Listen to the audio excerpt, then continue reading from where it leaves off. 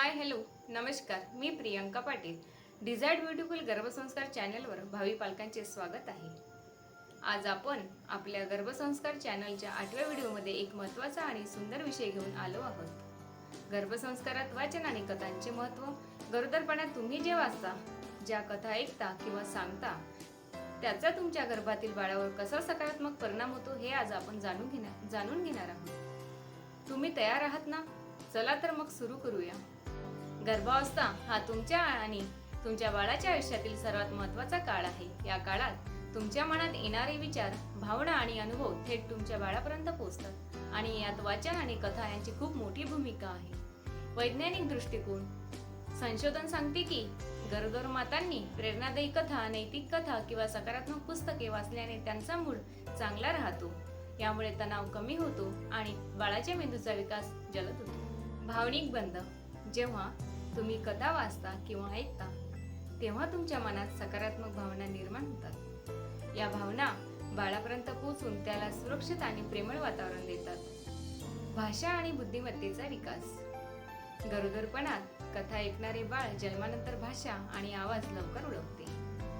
त्यामुळे त्याची बौद्धिक आणि भावनिक वाढ चांगली. उदाहरणार्थ, तुम्ही रामायण, महाभारत किंवा पंचतंत्र यासारख्या कथा वाचत असाल तर त्यातील नैतिक मूल्ये आणि सकारात्मक संदेश तुमच्या बाळाच्या अवचेतन मनात रुजतात. आता प्रश्न येतो, गर्भावस्थेत कोणत्या कथा किंवा पुस्तके वाचावीत? चला काही उत्तम पर्याय पाहूया. पौराणिक कथा.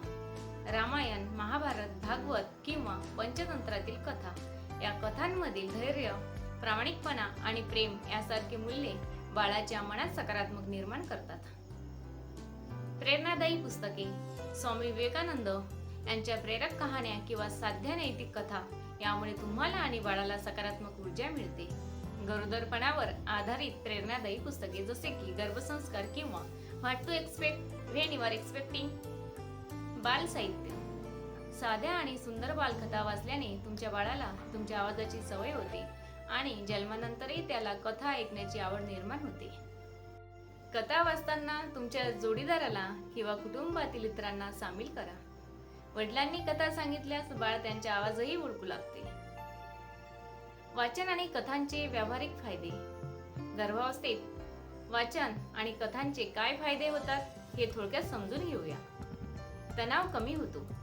प्रेरणादायी कथा वाचल्याने तुमचे मन शांत राहते, ज्यामुळे बाळाला सकारात्मक संदेश मिळतात. बाळाची स्मरणशक्ती. बाळ गर्भात असतानाच तुमच्या आवाजातील शब्द आणि लय ओळखू लागते. यामुळे त्याची स्मरणशक्ती आणि बौद्धिक विकासाला चालना मिळते. भावनिक बंध.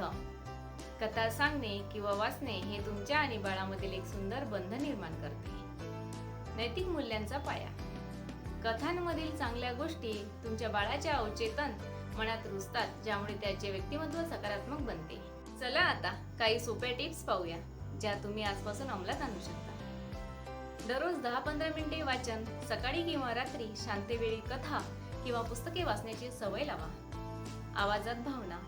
कथा वाचताना तुमच्या आवाजात प्रेम आणि उत्साह आणा, जेणेकरून बाळाला तुमच्या भावना जाणवतील. कुटुंबाला सामील करा.